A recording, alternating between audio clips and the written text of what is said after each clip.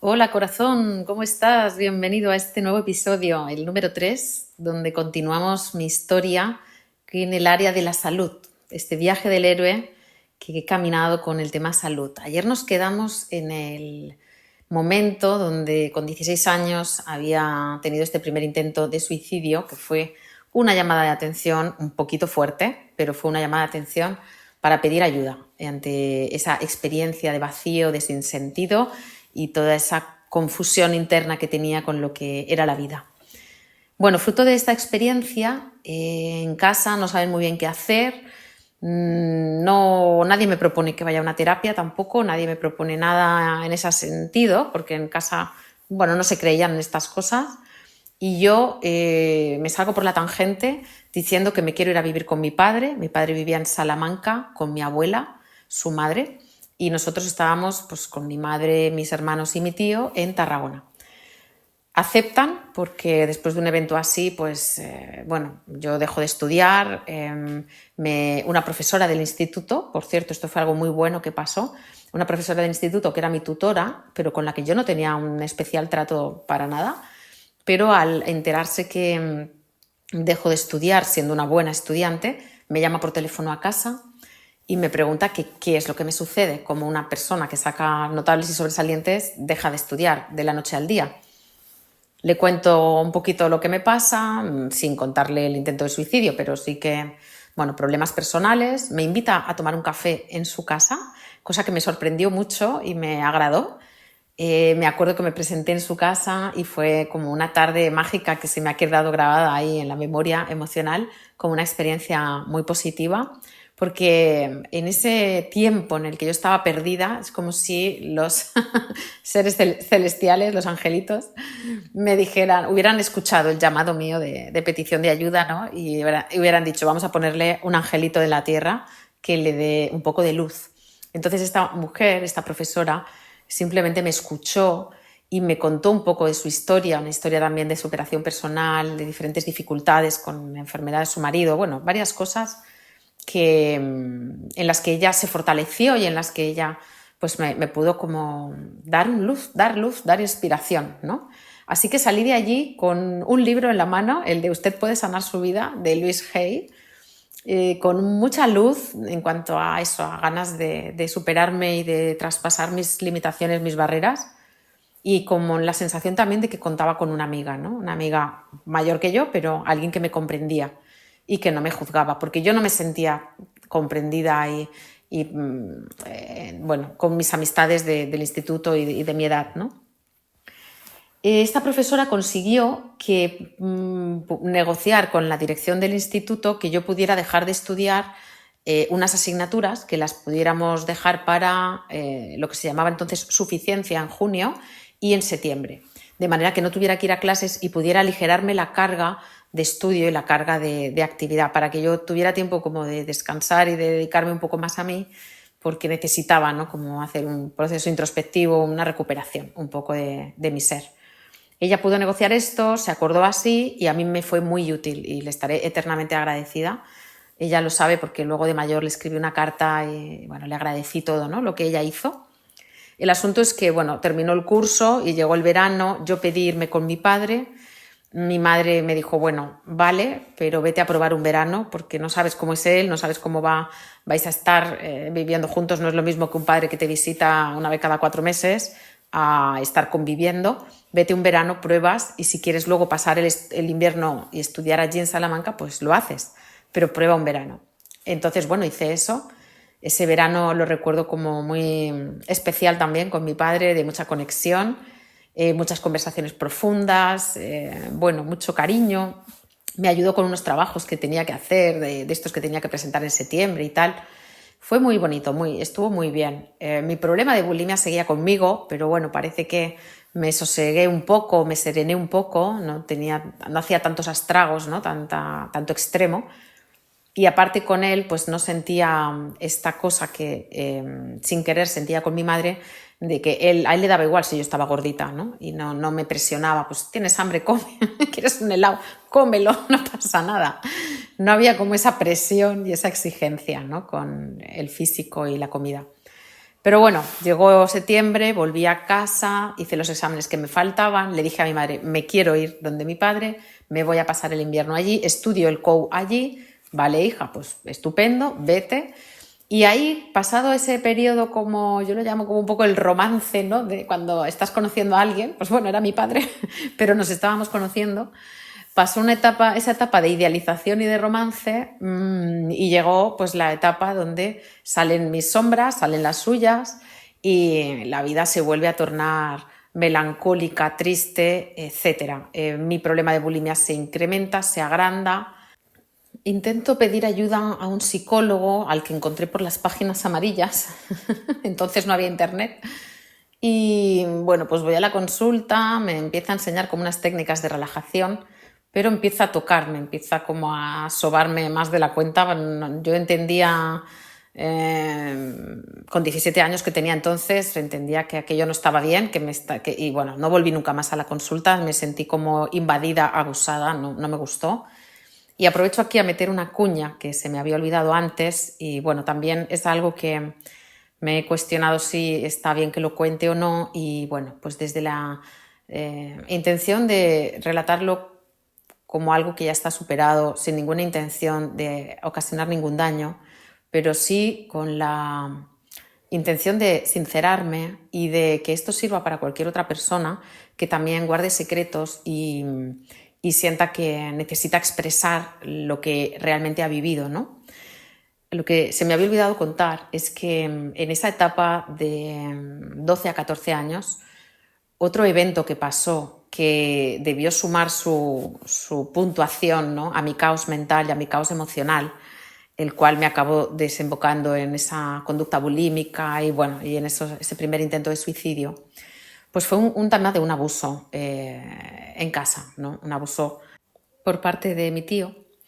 Fue una situación puntual que nunca se repitió, pero que ya generó pues todo lo que conlleva el concepto abuso, porque bueno, pues un día se le fue la olla, se metió en el baño cuando estaba yo duchándome y él quería ducharse después de que acabara yo y bueno, algo que cuando eres niña pues puede ser natural, que tú sales de la ducha y se mete la otra persona y en casa nos veíamos desnudos y no pasaba nada.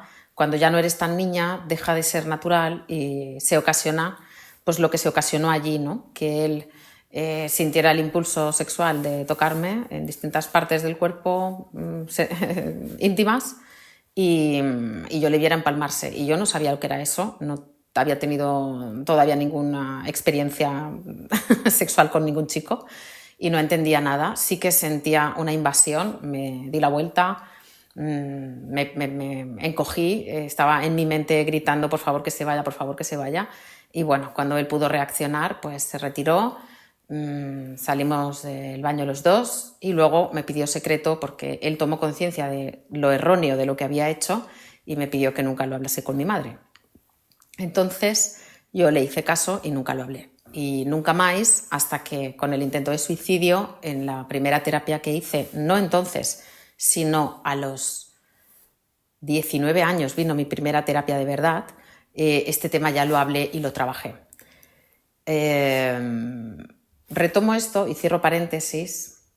Mi tío nunca más volvió a hacer nada parecido, es una bellísima persona. Yo acumulé mucho resentimiento, mucho más, por todo el periodo en el que desde su carácter tan estricto, tan duro y tan crítico me quiso educar de esa manera, exigente, y eso generó como un daño emocional casi mayor en mí que el daño que también se generó por ese abuso de ese día, ¿no?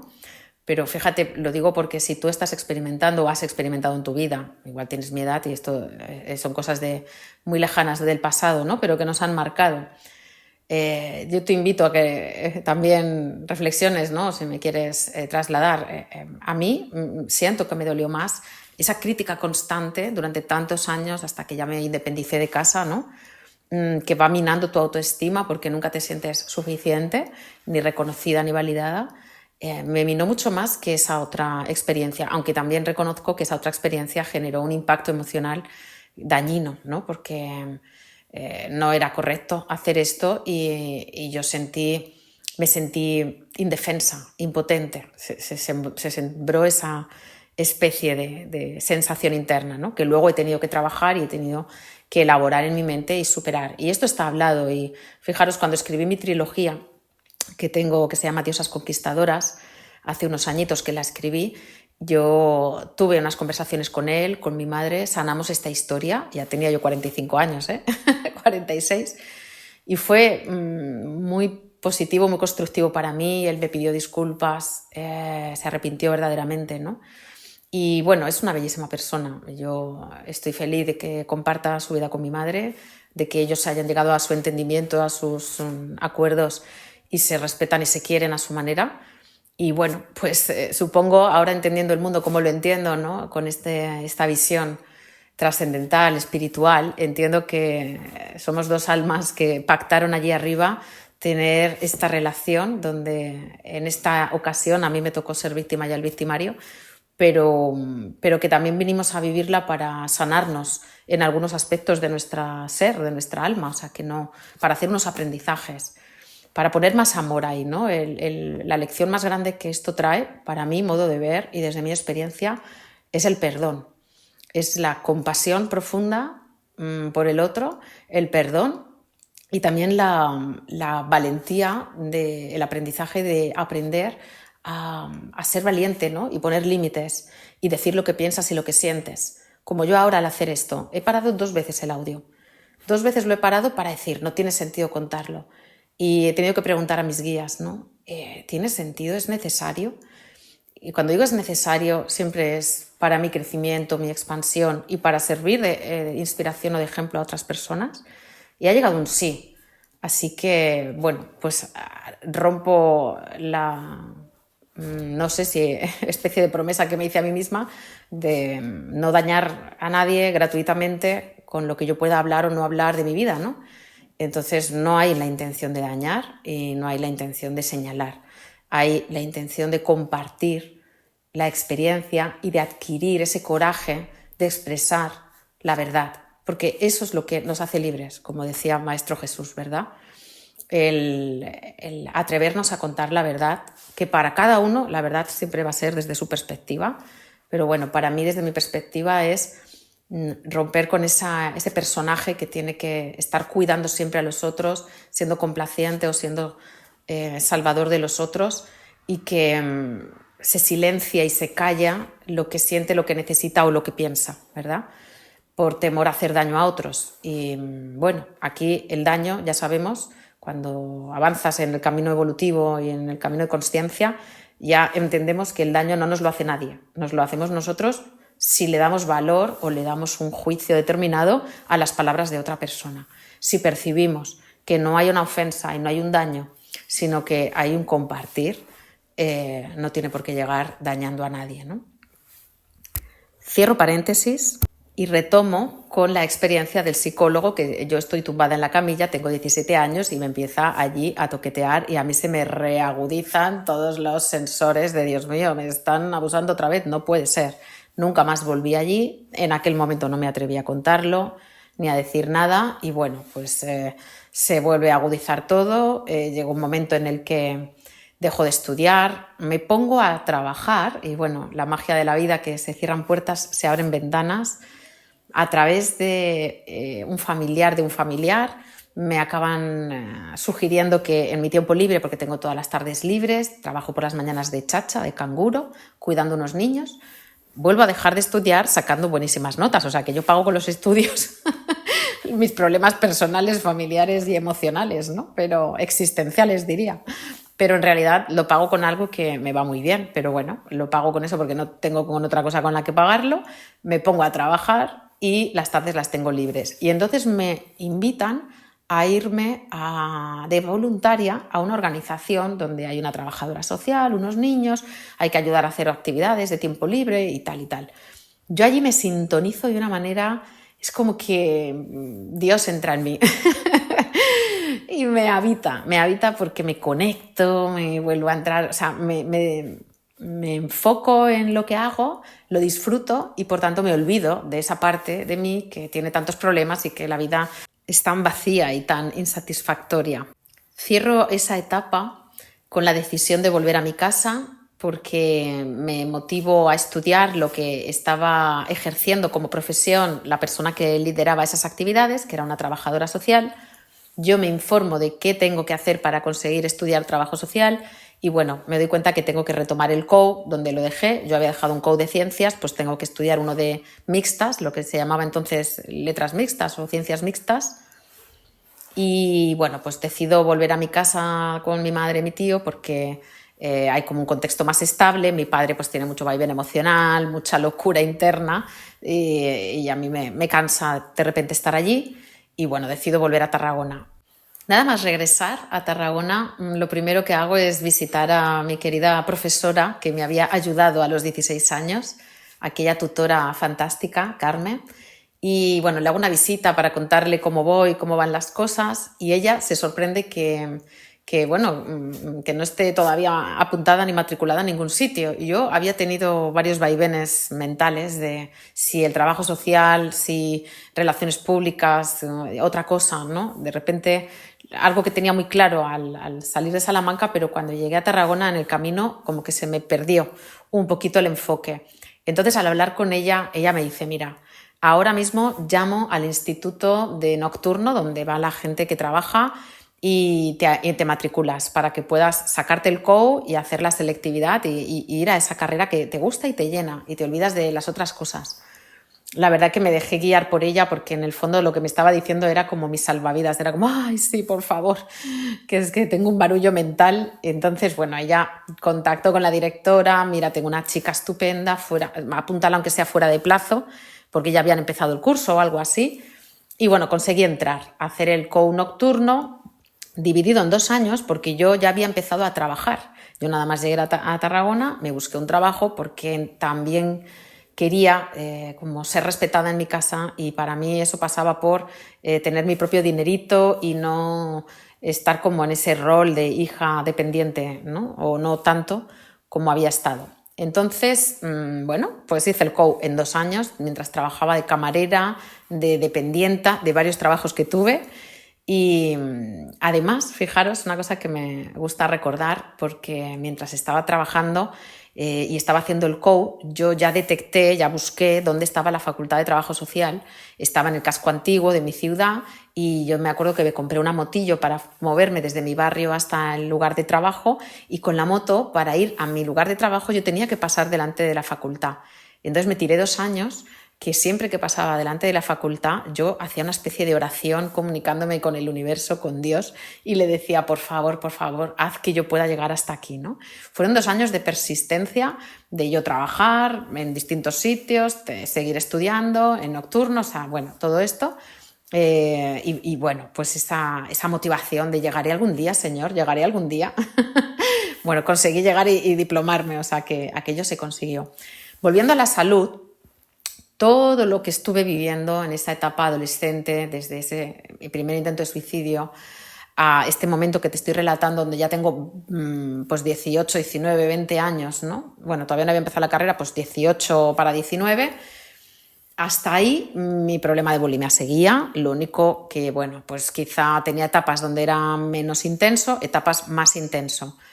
Mis problemas de alergias también iban y venían, mis problemas digestivos iban y venían, o sea, no era algo que era crónico, siempre igual de malo, pero no se iba, o sea, es verdad que como que me acostumbré a convivir con algunos malestares. Y bueno, algo bueno que pasó en aquella etapa es que llegó un novio, por fin alguien estable en mi vida que me quería, al que yo le quería. Fue una relación muy bonita donde, bueno, pues estuvimos, sí, 2 añitos. Con este chico sí que perdí la virginidad, tuvimos una relación en serio, ¿no? Ahí entré como en una etapa un poquito estable de mi vida. Me matriculé, empecé a estudiar, conseguí sacar a curso por año la carrera mientras seguía trabajando, siempre la hice trabajando en otras cosas. Bueno, menos en segundo, que ya tocaban hacer prácticas, había prácticas 3 días a la semana en el horario donde no había clase, entonces no podía trabajar. Y bueno, pues ahí creo que tenía algún trabajillo de fin de semana o así, algo pequeño, pero el resto del tiempo sí que compaginaba un trabajo de jornada completa con la carrera. En el proceso de estar en segundo de carrera, terminando segundo de carrera, viví una crisis fuerte con la bulimia y una crisis fuerte en la convivencia en casa, pues por esas críticas para mí me llegaban como feroces, igual no lo eran tanto, pero bueno, pues mi mente sensible, mi forma de ser y mi propia autoexigencia lo percibía así, y con las heridas que yo tenía, ¿no?, grabadas, emocionales, pues lo percibía así. Entonces, en una de estas crisis de sentirme muy cuestionada desde casa y otra vez la vida sin sentido y bueno, varias cosas, ya no estaba con esta pareja, o sea que ahí también yo creo que todo eso influía, esa soledad, otra vez como la vida sin sentido, hizo que volviera a tener un segundo intento de suicidio. Ya tenía 20 años entonces. Y en esta ocasión yo ya había empezado una terapia psicológica para trabajarme la bulimia, porque en una crisis previa a este intento de suicidio, mi madre me engancha pegándome un atracón increíble, arranco a llorar, me pega una torta, me voy de casa, bueno, se monta el drama. Y yo recuerdo que en una revista de Cuerpo-Mente, de las que se compraban en casa, había leído un artículo de una psicóloga que habla de la bulimia y la anorexia y que tienen un centro en Barcelona. Ese centro ya no existe, pero en aquel entonces pues sí, estaba. Y cuando yo leo todo lo que leo, me voy identificando con cosas que cuentan de la bulimia y de que tiene un tratamiento y de los problemas que son coexistentes con la bulimia, ¿no?, pues de la familia, de bueno, varias cosas, como que me doy cuenta que soy un poquito de manual, que digo, madre mía, todo lo que yo he vivido es de manual. También este aspecto de que, bueno, pues el 70 y tantos % de las niñas que han sufrido abuso acaban teniendo un trastorno alimenticio, el no sé qué, bueno, muchas cosas, ¿no? Total, que llamo por teléfono, me dicen que me dan cita, pero que tengo que ir con mi madre, así que después de la bofetada y de la llorera y del drama, le pido ayuda a mi madre acepta ir conmigo y bueno, a partir de ahí empiezo un tratamiento en el que pues voy trabajando toda la parte cognitivo-conductual, que fue como el tratamiento era así. Reconozco que en esa primera etapa este tipo de terapia me vino bien y yo luego, y ya seguiremos hablando de eso, he tenido que hacer otras cosas para superar del todo, 100%, este trastorno. Pero en esa primera etapa, pues bueno, esta perspectiva más cognitivo-conductual, que es como más de pautas específicas, de aprender a gestionar el control, ¿no?, a gestionar, a crear nuevos patrones y de cambiar creencias, porque la parte cognitiva era eso, era destapar y descubrir pues, creencias distorsionadas que tienes en la cabeza con el cuerpo, con la valía personal, la autoestima y trabajar todo eso. Estuve 2 años en terapia y el alta, me dijeron las psicólogas, me llevaba una psicóloga y una psiquiatra y me dijeron, te damos el alta si ya te vas de casa, porque ya has acabado la carrera. Bueno, la acababa justo ahí en junio, esto lo estábamos hablando un mes antes.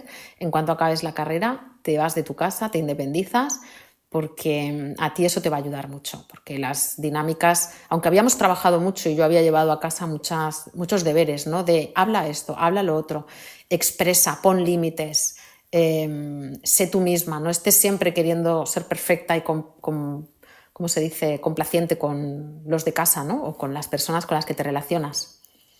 Entonces yo hice todos esos deberes. Cada vez que iba a terapia luego decía, madre mía, a ver qué me tocará hoy, porque cada vez había un trabajazo emocional que era duro, pero yo estaba abierta a hacerlo, yo quería estar bien, quería ser yo misma y me estaban ayudando un montón esas psicólogas, esas profesionales, ¿no? Entonces, bueno, y en casa, que son buena gente, pues estaban también un poco diciendo, a ver con qué viene esta chica ahora, ¿no?, cada vez. Pero bueno, aceptaban el proceso, o sea, de alguna manera, y yo estaba siendo el elemento catalizador de toda una dinámica familiar que, bueno, pues no se había sabido catalizar de ninguna otra manera. Cuando digo catalizar me refiero como generar una transmutación de unas energías en otras, ¿no?, una transformación. Y cada uno pues tenía su camino y su recorrido, pero allí nadie se estaba trabajando, nadie se estaba mirando a sí mismo, y yo he tenido este papel que elegí cuando encarné, entiendo perfectamente este rol, que yo elegí ser la que viene a limpiar el karma familiar y la que viene a hacer esta transmutación. Así que bueno, pues, por eso agradecía tanto la ayuda terapéutica, porque yo sola era imposible hacerlo, pero bueno, hay los guías que siempre te van poniendo en el camino las personas, los recursos que necesitas si tú estás dispuesta a hacer el trabajo, ¿eh? Porque aquí el trabajo lo haces tú, no te lo hace nadie, pero te ponen al servicio las personas y los recursos necesarios. Eso lo he comprobado muchas veces en estos 50 años de vida y bueno, lo sigo comprobando. Total, que las psicólogas me dicen, te damos el alta si te vas de casa. Y yo digo, pues adelante. Me aparece una oportunidad de presentarme a una beca en Madrid y entonces me voy para allá, a una beca de estudio, de un posgrado. Me voy para allá, hablo con mi padre, le pido un poco de ayuda a mi madre. En ese momento, bueno, pues cada uno me puede aportar algo, yo me comprometo a buscar trabajo rapidito y entre todos conseguimos que yo me pudiera ir y que pudiera empezar como una nueva vida en Madrid, ¿no? En la capital. Y entonces yo ya tenía 22 años. Voy a cerrar aquí este segundo o tercer episodio, mejor dicho, y continuamos en el siguiente. Un abrazo.